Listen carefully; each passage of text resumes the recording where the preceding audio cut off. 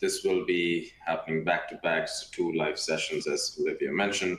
But appreciate everyone's time, and just from an agenda perspective, I know we have about 27 minutes here, but we will try to get through the pay equity landscape, how it's evolving, what organizations need to be aware of moving into remainder of 2024 and 2025 and beyond. We'll talk about how you could leverage your Workday system from a data standpoint, what needs to be done there, and then if there's any questions, we'll address those as we go along. So, really, when we talk about pay equity,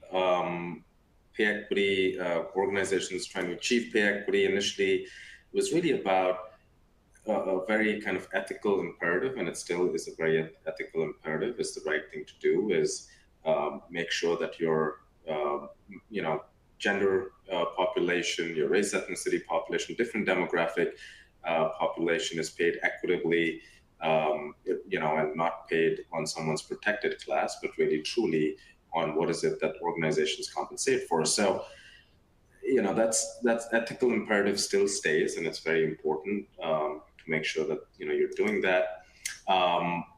It was also a legal imperative, and it always, even to date, has been a legal imperative. So organizations are at risk for getting litigated against for violation of different pay equity laws, or employees suing organizations saying that they were not paid fairly. And it's really up to the organizations at that point to defend why they were paid differently, or defend the fact that, hey, there was no really discrimination issue there. We really did pay equitably, and here's the proof, here's the analysis, here's what shows what group the employees falls under, what wage influencing factors were used, the regression model, here's the predicted wage, et cetera, being able to present that. So that was always, pay equity was an ethical imperative, still is an ethical imperative. It was a legal imperative, still is a legal imperative. But now the new thing that's kind of come up was really two things. One is it's a business imperative too, right? So there's been a lot of different studies that have shown that if you do post ranges publicly, you're posting ranges that are meaningful and not something that's like $100,000 to $500,000, but meaningful ranges, you'll get more applicants that are applying to the job. You'll get better applicants that are applying to the job. There's literally been studies that have shown where applicants are really not even applying for jobs that don't have ranges in there, even though there may be some jurisdictions in the US or globally that don't require you to post the ranges publicly. And organizations that are posting it publicly are actually attracting better candidates and attracting candidates in general that are applying for those roles. So in addition to the business imperative now, there's this new requirement that's coming up, which is the compliance imperative, which, as you know, with the passage of EU directive on a global scale, there's regulations in Australia, there's regulations that already existed in Europe pre-EU directive. So countries such as France, Belgium, Austria, Switzerland, Italy, Spain, Germany, Ireland, UK, they all had some variation of a pay equity law, a pay data reporting requirement, a pay data publication requirement. And with the EU directive, it just seems like a lot of countries are either going to adopt what the EU directive is saying and scrap what they had, or may just augment what they had because there's all this infrastructure that's been built. They may just augment that with the EU directive coming into force now. Now, obviously, we know that historically US has followed what EU does, and that's why the studies show that it'll take about 60 odd years to achieve gender pay equity in Europe and about 200 years in the US.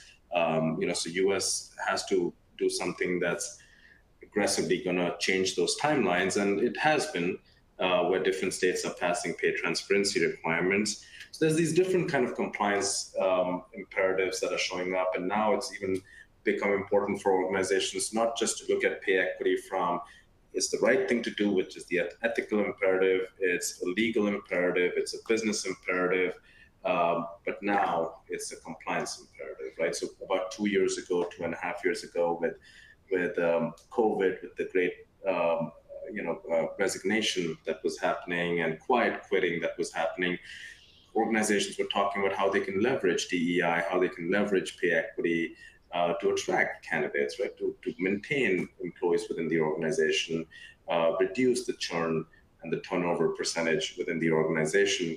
But now it's also become a compliance imperative. So all these four things kind of tied together has led to compensation teams now working very closely with HR compliance teams and with legal teams and ensuring that you're in compliance with these global regulations, in addition to all of the ethical imperative, the legal imperative, and the business imperative.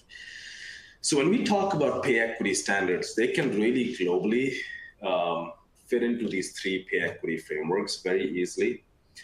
So in the US, we talk about federal requirement, which is really equal pay for equal work, or identical work. That's been the federal standard in the US. We talk about kind of EU directive. They talk about work of equal value. We talk about Canada. They talk about work of equal value. We talk about Australia. They're talking about work of equal value.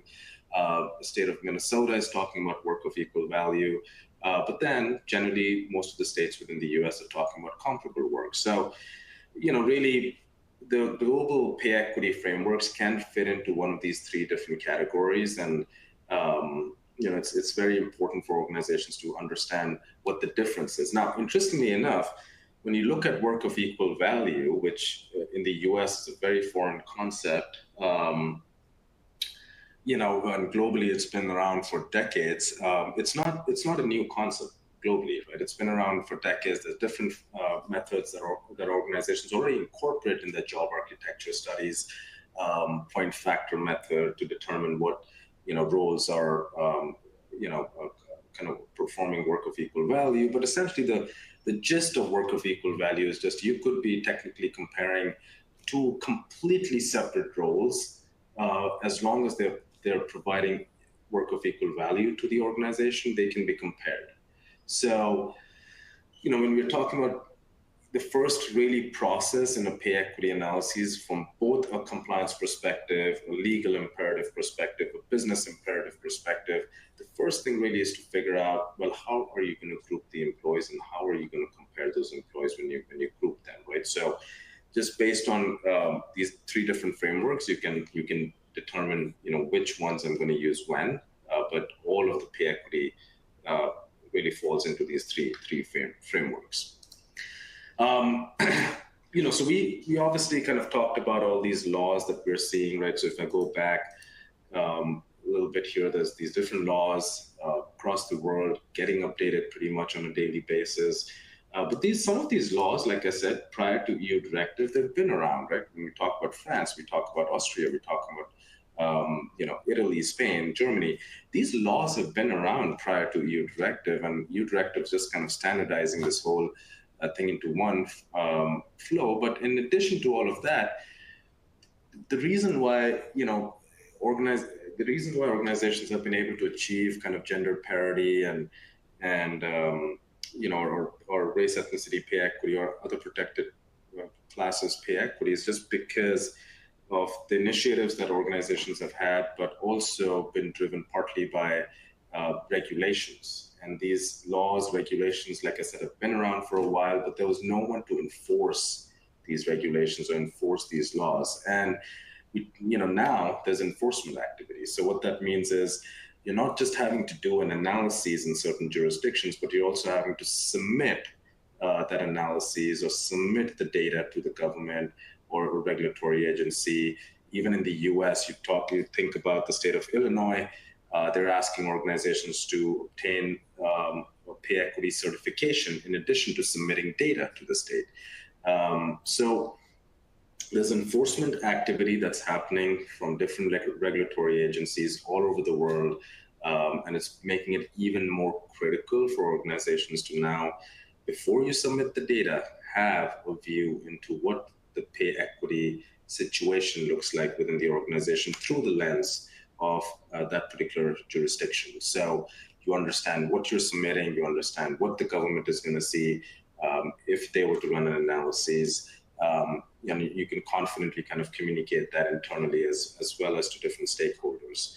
So laws have existed for a while. There was no one to enforce it, and now, there's a lot of enforcement activities happening.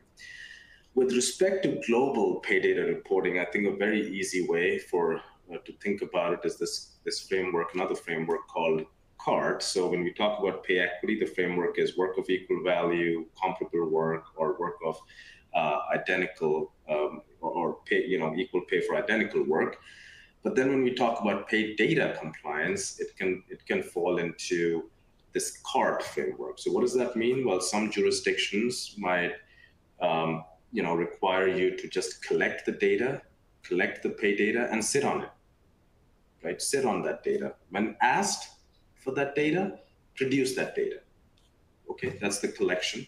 Some jurisdictions might say, well, we want you to collect that data, we want you to analyze that data, and then we want you to report that data. So as an example, you look at within the US, you look at Illinois. You're not going to sign a compliance statement without analyzing what that data is indicating and whether you're in compliance with the Illinois law. You look at EU directive, you're looking at whether the pay gap is at 5% or not, the adjusted pay gap, and then you have to do joint pay assessments. And so you're analyzing, you're doing some kind of analysis, but in addition to that, you're calculating your mean, median, and submitting that to the regulatory agency. So, some jurisdictions require you to collect, analyze, and report. Some jurisdictions say, hey, collect, analyze, report, and be transparent with your wages. So even EU directive has the right to information for employees, where anyone can request their salary and then certain other metrics related to, pay transparency, right? In the US, you have states passing pay transparency laws, and you have to post your ranges publicly. So there's the entire pay data compliance framework really fits into this CART, and you could have different combinations, different permutations of what that means, and it really just depends on jurisdiction. So you can see it's starting to get really complicated, and honestly, it's like you got to be on top of these different kind of jurisdictions all the time, right? So you've got to have a dedicated team really reviewing. Has there been any update in Italy? Has there been any update in the US, in Hawaii? Has there been an update in Asia? Has there been an update in Australia? Just recently, Australia passed something. It's very interesting. They have a platform where you upload your pay data into the platform, and it does all of the analyses for you. And anyone can go in, and I, as an individual, can go in and type company A, B, and C, and I can see all of their pay data metrics in that one portal. So it's completely transparent there, right? So there's different kind of variations, and it really requires for organizations to be on top of what's going on in these different jurisdictions. And how do you tie that in with your whole compensation policy? That's another issue right there, right? How do you tie that into your compensation policy? So this is what kind of, going naturally into this, where it's like, hey, if you have an Illinois, for example, or, Illinois is only requiring you to look at employees within state lines or employees that report to a location in Illinois. And you look at those employees and suddenly you're like, okay, hold on a second. I'm looking at the CART framework and Illinois is saying collect, analyze. Okay, I'll analyze, and then I have to write a compliance statement that I'm in compliance with the state of Illinois' Equal Pay Act. But part of that, when you read the act, part of it is, you have to remediate. So if John Doe is impacted in the analyses, and John Doe is included in the analyses, and you give John Doe an increase by 5,000, now you don't know what additional pay equity issues you're creating because you haven't factored in employees in Florida, you haven't factored in employees in New Jersey, New York, or even globally, you haven't factored any of those employees that are doing either work of equal value as John Doe is doing or comparable work that John Doe is doing. You haven't factored that in. So this is what I was talking about, was it's just not, it's become all about how do you create a policy that's equitable but yet compliant, but you're looking at it holistically such that any decision making that's happening is telling you, well, how does it impact your global pay equity status, number one? How does it impact your country specific pay equity status? And then what jurisdictional impact would it have in these different jurisdictions? You should be able to see that in every single decision making that happens within the organization. So, having said that, the old approach of doing this pay equity, which honestly, to a certain extent, worked perfect until it worked perfect for what? Legal imperative, for business imperative, for your kind of ethical imperative. It worked fine, the old approach where you had maybe doing it internally, or you had a consultant do it, or you had team internally, or like a law firm doing it, and it worked perfect. That was really, and it even worked. It would work perfect even going forward, had there not been these different compliance imperatives that are coming around now. What does that mean? Well, the new way is kind of leveraging, pay equity software, being able to, any kind of decision making that you do, you're able to see, okay, how does that impact my global pay equity status? How does that impact my country specific status? How does that impact my compliance specific status? So being able to look at it through different lenses, look at it more holistically, look at it more comprehensively. We're honestly recommending that organizations now need to kind of get out of that old way of doing things, which is on spreadsheets, which is doing it either internally and doing it once a year, and really move into this more lifetime software that's connected to the Workday system. So you can leverage your data from the Workday system that's connected to your payroll systems, because that's the other thing with pay data reporting. You have to rely on data that's coming out of your payroll systems and not necessarily your HRIS system. So, just really moving into that new phase of this constant monitoring is what the recommendation is right there.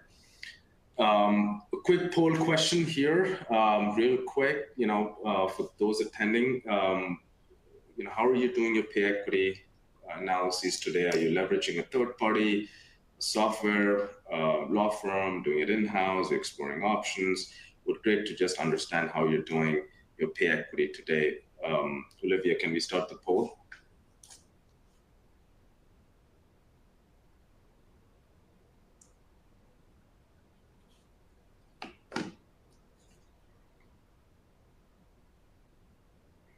Give it another 20 seconds here.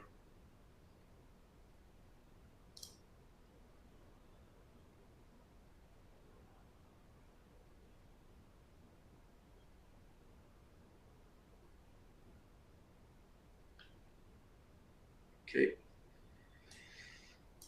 Move on here. So just, the results here really seems like no one's doing it with a law firm or doing it in-house. There's 33% using a software, there's 33% exploring options. It's pretty evenly split using a third-party consultant. But I'm sure when I compare these numbers to what it was about a year ago, this story would probably look very different.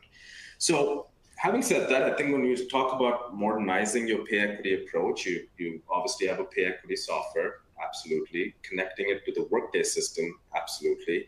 But now, with the compliance imperative coming around, being able to connect that system to the Workday global payroll, right? So one thing to start considering and having discussions internally with these pay data reporting requirements. A lot of this data is sitting in payroll systems. So if you have a payroll system, let's say ADP or PwC, that's being utilized internationally, and in the US you have a different payroll system, maybe Workday payroll. Workday has this, and really having this discussion internally now and getting, connecting your Workday global payroll to these different payroll systems. I think that's one discussion that organizations need to start having internally is how do we centralize where all of this data is sitting? Because it will get challenging as different countries kind of come online, even with the EU directive, and you have different systems. It'll get challenging to get that data. We're already hearing that. We already look when we work with different organizations that are global. We're hearing that the biggest challenge is to really get that data from different systems.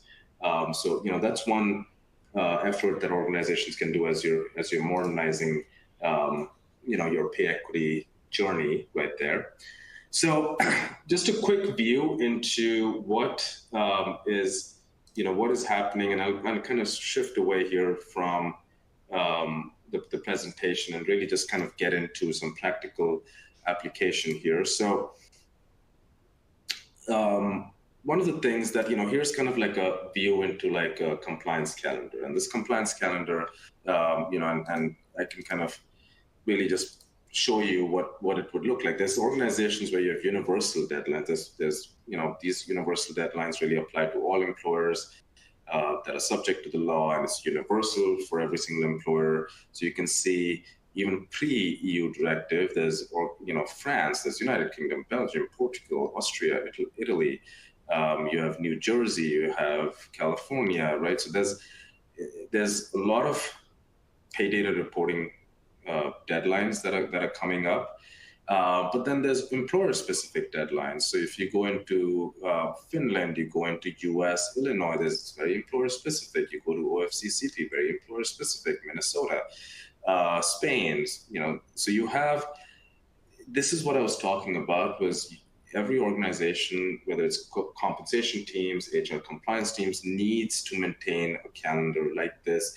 Be aware of what jurisdictions apply to you and constantly kind of track that. Right? So that's one thing. The other thing is really when we talk about your kind of pay equity journey using a software, start having conversations of where all this data is sitting. Yep, you might already be connected. Your pay equity software might be connected to the Workday system. That's fantastic. But where is the remainder of the data sitting from a payroll perspective? Because a lot of these jurisdictions require you to look at the payroll data, and it may not necessarily be sitting in the Workday system. Workday system has the data that you're leveraging for pay equity analyses, which may be different. So having that holistic, comprehensive view, again, kind of becomes important. So going back to the presentation that's on the screen here, really moving along on kind of like some of the success stories that we've had here, looking at these global organizations, is putting a process in place which is just not global, it's comprehensive, it's defensible, the analysis is defensible, you're plugging the holes in the boat, not creating additional pay equity issues, by making sure you have pay equity ranges, you're using those pay equity ranges for hiring, promotion, transition purposes. So essentially, you're not going to create any more pay equity issues. Okay, that's ironed out. But then looking at how can you kind of layer that onto the global pay data reporting, and how do you centralize that? How do you get the data in one central place? And how do you look at the pay equity analysis before you submit to individual jurisdictions? That's what we're working with organizations on. And these case studies kind of just show you a little bit of hint into what's happening within these organizations. So having said that, I think I just want to see if there's any questions. I know it was a half an hour talk that we had, but any questions, any items of clarification, would love to address those. There's a lot more that goes into the global pay data reporting, global pay data compliance, and would be happy to really set up a one-on-one conversations and kind of discuss that in more detail. But any questions from today, happy to take those questions. Awesome. Yeah, thank you, Anuj. I do have one question today. A question from the chat is, how is your security and user roles set up? Is it role-based such that recruiters access some of the capabilities, compensation team has something different? How are the user roles set up with PayParity? Yeah, no, I mean, of course, we didn't even kind of get into what the solution that we have would look like, because I think, again, it's very important, I think, for organizations to just kind of understand what's happening in the world right now. And our software is PayParity, global pay data reporting, opportunity parity. It's all in that workplace equity software, and it does have very user role specific security and role based access that's given within the software. So, as an example, you may just invite your compensation team members in Spain to just access the Spain project and the Spain data set and the Spain global pay data reports. And you may not, people sitting in maybe Italy don't have access to that. So that can be one level of access. The other level of access is where you can restrict, recruiting teams and hiring manager teams can get into the system for different reasons, to maybe have access to recommended ranges for hiring purposes or promotion purposes. And you can restrict access even like that within the system. So to answer the question in short, absolutely, it's completely flexible, completely customized to what organizations would be looking for. Awesome, thank you. So we'd like to thank everyone for attending our webinar today. As we mentioned at the top of the webinar, due to some confusion about the start time, we'll be redoing the webinar at 11:30. So if you've already sat through the webinar from 11 to 11:30, feel free to hop off. We will be sharing a link to access this console where you can view the session on demand, access resources, schedule meeting, and more. And if you are just logging into the webinar, don't worry, we'll be starting again in just a couple minutes. But I would like to thank everyone for their participation today, and have a great day if you are logging off.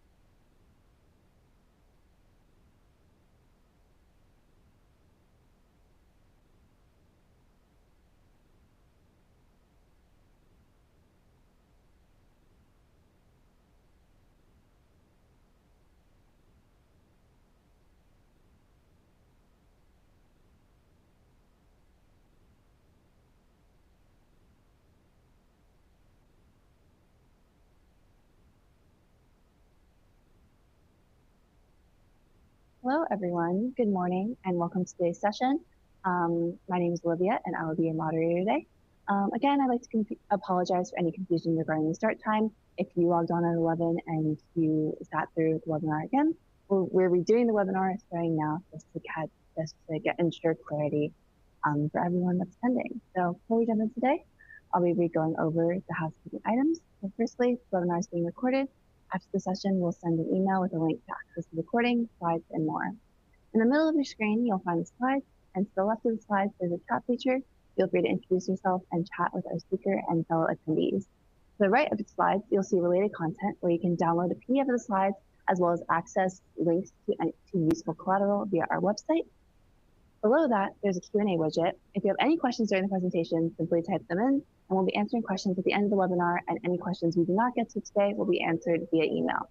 Lastly, if you'd like to schedule a meeting with one of our experts, you can do so using the Schedule Meeting widget in the bottom right corner.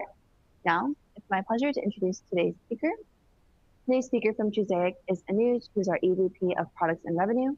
As the Executive Vice President of Products and Revenue at Trusaic, Anuj is one of the company's principal product strategists and oversees ongoing expansion efforts into global markets. His vast experience in customer service and data analytics has enabled him to help develop a comprehensive pay equity software solution with the customer experience at its core. He holds a Bachelor's of Engineering degree in Computer Science and a Master's of Science in Financial Engineering from Claremont Graduate University. And with that, I'll turn it over to Anuj.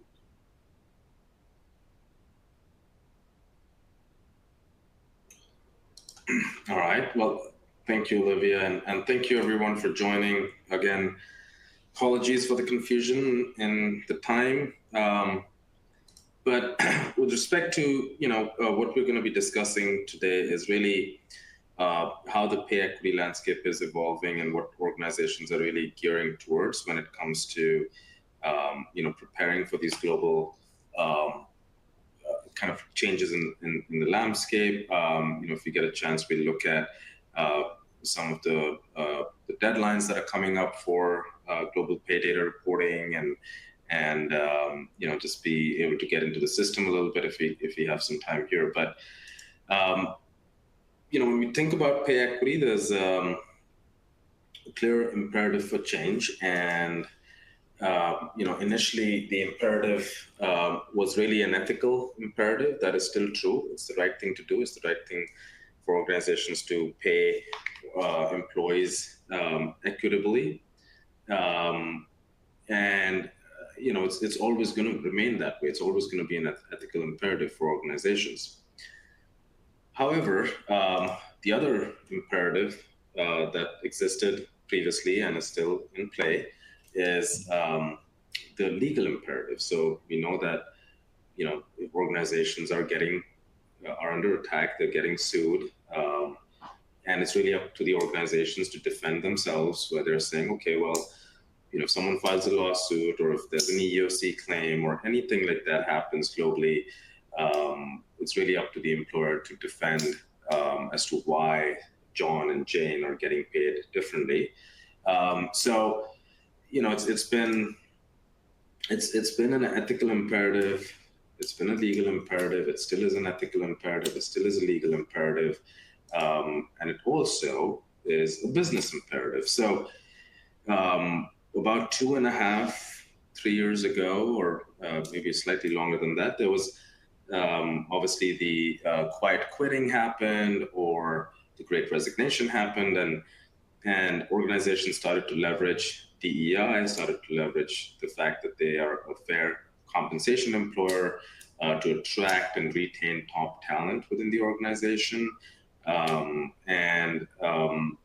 It really worked, and it still does. There's been studies that show that if organizations are not transparent with their career progression, not transparent with wages, a lot of applicants are not even applying for those jobs. They're not even applying for those roles, and there are fewer applicants for those roles. So, I've seen it happen personally, and I've seen it happen to organizations, and it is a business imperative now. And it was about 2 or 3 years ago. It was one of the major drivers for organizations to attract and retain employees, and it still is a business imperative. But what is changing now is really this did not exist prior to about a couple of years ago. It did not exist, and it was just starting to heat up. But now it's become a compliance imperative. So now compensation teams, total reward teams are having to work with HR compliance teams, or in certain organizations, it's just really kind of falling on the compensation and total rewards teams to really make sure that you're in compliance with different laws around the world. And with the passage of EU directive, where it requires organizations to look at their pay gap, adjusted pay gap, do a joint pay assessment, start to remediate. It's going to become even more important for organizations to start running analyses on a more frequent basis through different lenses. And I've heard this many a times from different organizations. They're like, well, we can't think of our compensation policy on a global landscape, how XYZ regulation wants us to look at. So it's important to obviously have your global compensation policy that's equitable, but then have an analysis done on whether or not it's in compliance with different regulations. And then how do you layer the two on with each other such that your policies are always equitable on a global scale, but they're also in compliance with different regulations around the world. And it's just a list of countries, list of states within the US, provinces in Canada, Australia is just going to keep growing. In fact, I was, speaking with an individual who leads HR compliance for a really big, large enterprise organization, and she was telling me that there's different cities that are going to come up too. So it's just going to get more and more complicated. Now, when we talk about pay equity standards in pay data reporting, it really kind of fits in these three different frameworks. So it's either the concept of equal work for identical work, equal pay for identical work, which in the US is the federal framework, or you have equal pay for comparable work, which is really substantially similar employees. You're looking at that based on skill, effort, responsibility, and working conditions. And then you have the EU directive, or Australia, or even certain states in the US, and looking at it from equal pay for work of equal value or comparable work. So really, the pay equity standards in pay data reporting can be fit into these three different frameworks. And this is the first thing that in a pay equity analysis would be a point of contention, is how did you group your employees? Is there any kind of statistical backing to ensure that these groups are truly distinct, or these groups are truly different, or they're truly the same? Is there any kind of empirical testing that can show that? So even though it's a newer concept, at least on the right side, which is really kind of talking about equal pay for work of equal value, it's a newer concept in the US. This as a concept has existed globally for quite some time, and actually for global organizations, it's already part of the job architecture, job cataloging studies that they do either on an annual or every 2 years. It's already been a part of that's existed globally. So it's not a new concept in those jurisdictions, but definitely a newer concept in the US for sure. Laws have existed globally, and we go back to kind of this. I'm sure by the time we drop from this webinar, there's going to be some talk about some other law coming up somewhere else, and so it's constantly changing, and we've known that the laws have existed even in the US. The federal laws existed for so long. We know that EU directive is a recent passage that happened, but prior to EU directive, countries like France, Belgium, Italy, Spain, Germany, they all had, Portugal, they had United Kingdom, they had some form of a pay equity law, some form of a pay data reporting requirement, some form of a pay equity publication that needed to be done. So we know laws have existed, there's new laws that are coming up, but in addition to these new laws, in addition to the old laws that exist, what was missing was someone enforcing these laws. So now there's enforcement that's happening. And how is that happening? In the form of pay data reporting, in the form of pay data publication, like UK gender pay gap, in the form of reporting certain data sets to governments, like Australia requires you to go in and upload it to a platform, and then anyone can access it, in the form of pay transparency, so employees can see, what is it that their counterparts are making, or candidates can see what is it that you're compensating for this particular role, and then in turn employees can see what are you compensating new hires in this similar role, what does that look like? So there was no enforcement, but now there's enforcement happening in different ways, and really organizations are starting to really prepare for that, right?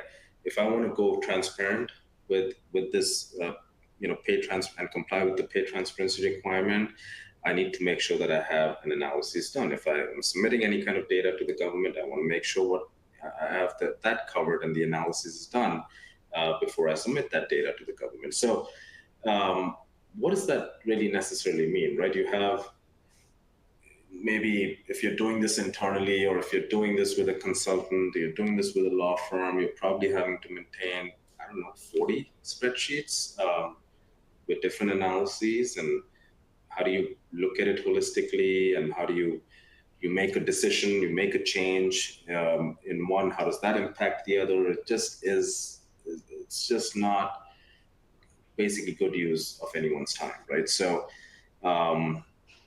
but keep that thought in mind. But anyway, kind of going into further of like pay data compliance. So we looked at pay equity in pay data compliance. What does that framework look like? But now we're going into in pay data compliance. What does that framework look like? And all of that can fit into this framework called CART. So you have, certain jurisdictions either required to collect the data and just sit on it until they ask you for that data. Some jurisdictions say, hey, collect the data, analyze the data, report the data. Some jurisdictions say, collect, analyze, report, and be transparent with your wages. Even EU directive is like, there's a right to information point in EU directive. So essentially any kind of pay data reporting, pay data compliance around the world, whether it's in EU countries, Australia, APAC regions, UK, US, states, can fall into any combination and permutation of this CART framework. So it's very easy to remember, but it could just be one of these things or all of these things applied in that pay data compliance. Now, kind of going back to the point that I made earlier, if you are running the analysis through the lens of, let's say, Illinois, that requires you to get a pay equity certification, and you're running an analysis, and it turns out John Doe is impacted, really, what are you going to do? Are you going to remediate just based on the Illinois analyses? Are you going to run a global analysis and take into account like your employees that are doing substantially similar work, maybe sitting in Florida, France, Germany? Are you going to take all of that into account and then come up with a remediation strategy? Or are you just going to make that remediation strategy in isolation with Illinois analyses? You could do that, but then you might create additional issues for employees doing similar work, comparable work, or work of equal value in other jurisdictions that you haven't even accounted for. So, it's becoming more and more important for organizations to look at this holistically.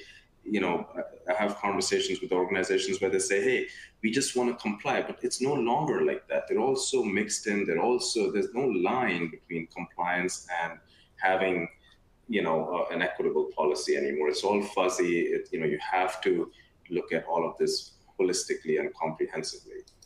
So obviously the old approach that we were alluded to was, looking at this internally in spreadsheets, or, building your own R code, a Python code, and trying to maintain that R code, a Python code with different changes happening, or relying on, third-party consultants. That's kind of the old approach of law firms, right? But then the new approach is really looking at leveraging a software that can be connected to your Workday instance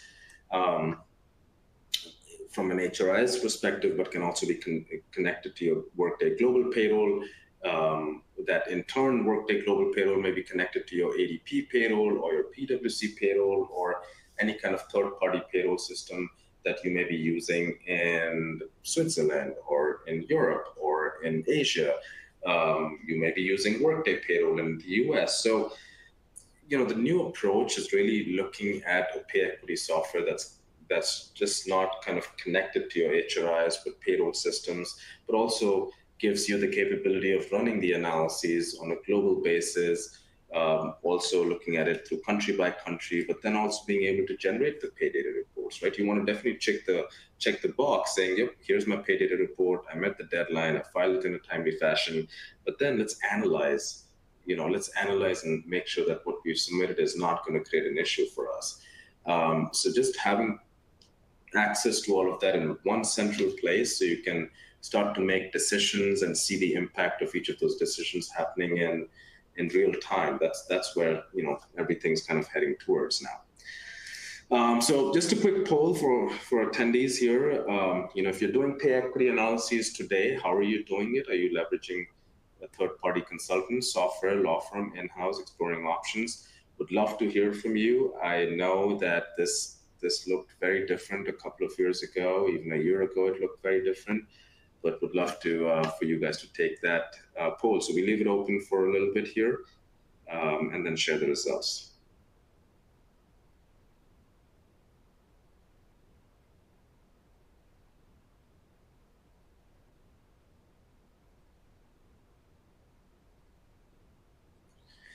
Okay, so let's see the results here. Okay, so there you go. So we have, 28% approximately are leveraging software. There's about 14% doing with third-party consultants. There is 28% about doing it with in-house, and there's about 28% exploring options. So it's pretty balanced out. I think definitely if you take this poll maybe in 6 to 8 months, I'll probably see a shift towards more organization heading in the software direction, just because it makes it so much easier, it gives you that holistic view. But that may not mean that you may not leverage a consultant that can assist you with other stuff there too, right? So, but definitely for the ones doing this in-house, something to kind of think about is really going the software solution route, just for scalability, just for ease perspective. So when you're moving, if you're thinking about the software, what would an ideal software look like, right? So an ideal software should definitely be connected to your Workday system, for sure, the Workday HRIS system. Should either be connected to your Workday Global Payroll or have plans to connect with your Workday Global Payroll, including whatever payroll system you use internationally should have the capability of connecting that to those payroll platforms, because the data set that you're going to use for pay equity analyses, whether it's in Germany, whether it's in the US, whether it's in Spain, right? The data set might be sitting in the Workday system for the pay equity analysis, but what these regulatory agencies want you to submit in certain jurisdictions, that data set is sitting in the payroll platform. So, there's a disconnection right there, but if the system is able to centralize that, that would be a modern pay equity approach, a modern pay equity and an efficient software, right? You don't want it to create more work for you. So, keep that in mind. And obviously another discussion to have internally with your teams is like, hey, where is our payroll data stored? Is it in ADP? Is it in PwC? Is it in a third party? Can that be connected to your Workday Global Payroll for one central view? I know a lot of organizations have had that discussion in the past, like, hey, we want to connect the Workday Global Payroll to our individual country payroll system so that we have this central view. For some reason, the project fell through, but now maybe this is a good enough reason to get that project revived and start having those discussions internally to get this centralized, because that's going to be important. So, obviously, when you're looking at pay equity, just make sure when you're looking at software solutions, you're making sure that the methodology is very crisp, the methodology is very comprehensive, is not going to create additional risk. There are solutions out there that can create risk for organizations, and would definitely not, advise kind of going down that route. So make sure you're kind of focused on the methodology and, how can it make it easy? What is the global aspect and what's the support, et cetera. So even if you're not going the software route, you're not going, if you're going the consultant route, or even just doing this internally, just make sure methodology is number one focus, and then create processes in place to help you with that pay data reporting and make it easy, right? So as an example, I'll share with you what the compliance calendar could technically look like for organizations. So I'm going to go away from this presentation for a second here, but so here's an example of a compliance calendar. So you could have, there's pay data reporting requirements with universal deadlines that apply to all employers essentially. And you're looking at France, UK, Belgium, Portugal. But if we're already in April, so May you have Australia and US coming up. June you have Israel, US federal EEO1. You have Switzerland. You have Canada.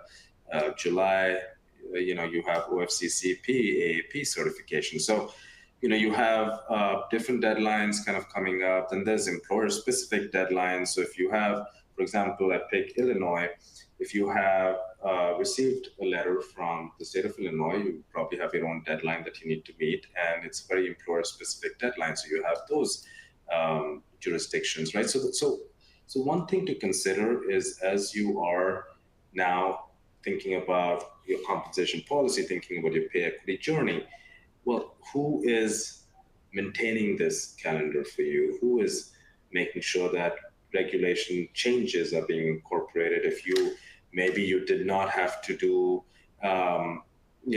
Israel reporting, this year, but maybe now you have enough employees next year because you grew that now you're subject to the Israel reporting. So, even being able to kind of stay on top of that compliance calendar is very, very important. And a very important consideration as you're looking at building out a solution internally, or partnering with a consultant, or partnering with a software as a service organization, whatever it is, very important to get that built in.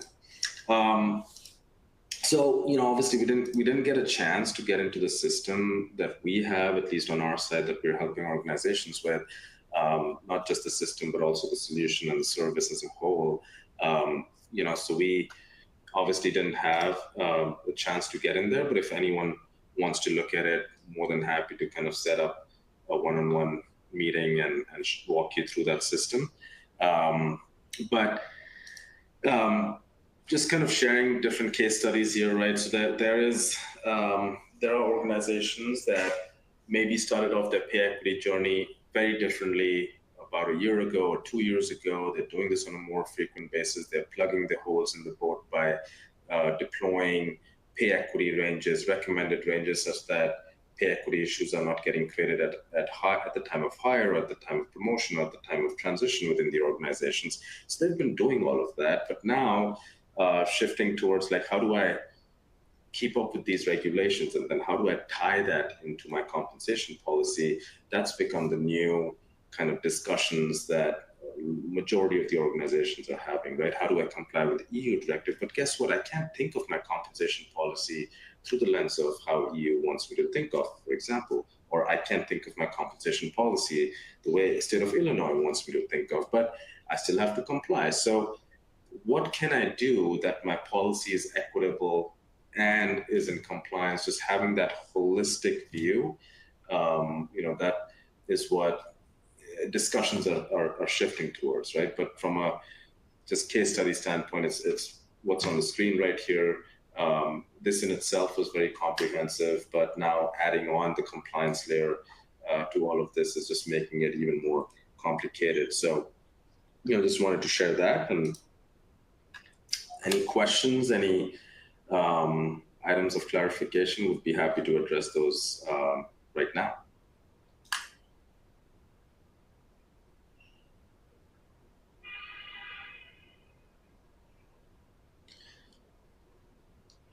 Any questions, Olivia, that we've received? I don't believe so today. And I believe we ran out of time for questions today, but I'd like to thank everyone for attending our webinar today. A special thanks to Anuj for lending his time today. And as a reminder to our audience, we'll be sharing a link to access this console where you can view the session on demand, access resources, schedule a meeting, and more. If you do have any questions, feel free to send an email or contact us, and we'll be sure to get back to you by the end of the week. On behalf of Trusaic, I want to thank you again for your participation, and have a great day.